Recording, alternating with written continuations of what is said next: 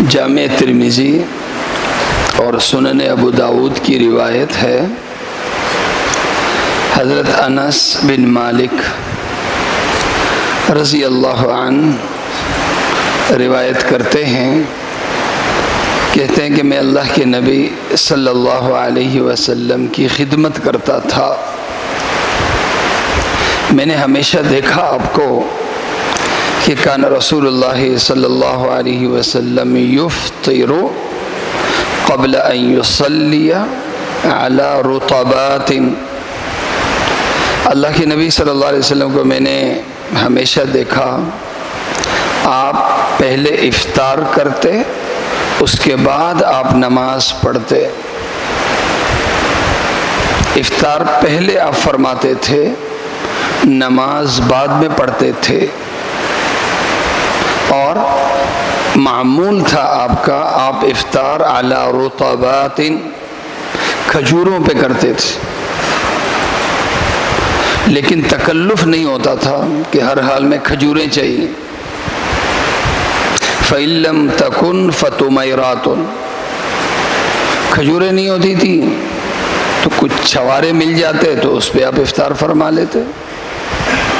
فَإِن لَّمْ تَكُن تُمَيْرَاتٌ فَحَسَى حَسْوًا مِّن مَّاءٍ وَقَالَ إِنَّهُ طَهُورٌ۔ اللہ کے نبی صلی اللہ علیہ وسلم پانی کے چند گھونٹ لیتے، پانی پی لیتے، اور اس طرح آپ افطار فرماتے۔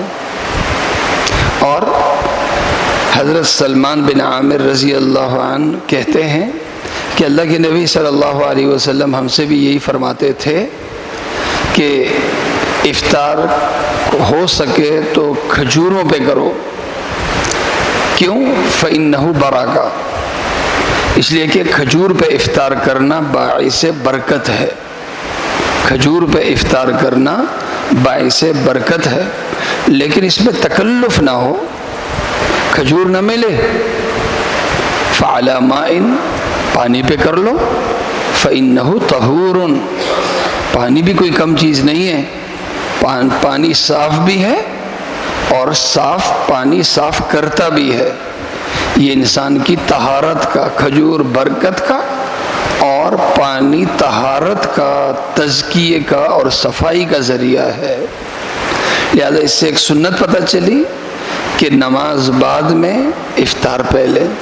پھر افطار میں تکلف بھی نہیں کہ ہر حال میں یہی چیز چاہیے، تکلف نہیں ہے، بے تکلفی سے جو میسر آ جائے اس پہ ہم افطار کریں، اور مفت میں جو چیز ہمیں میسر آتی ہے وہ پانی ہے۔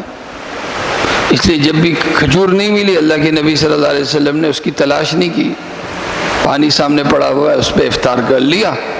افطار میں اب جلدی فرماتے کہ افطار ہونا چاہیے، اس کے بعد نماز ہو۔ افطار کس پہ ہو، اس پہ اللہ کے نبی صلی اللہ علیہ وسلم نے کبھی اس بارے میں تکلف نہیں فرمایا۔ اللہ تعالیٰ مجھے اور آپ سب کو عمل کرنے کی توفیق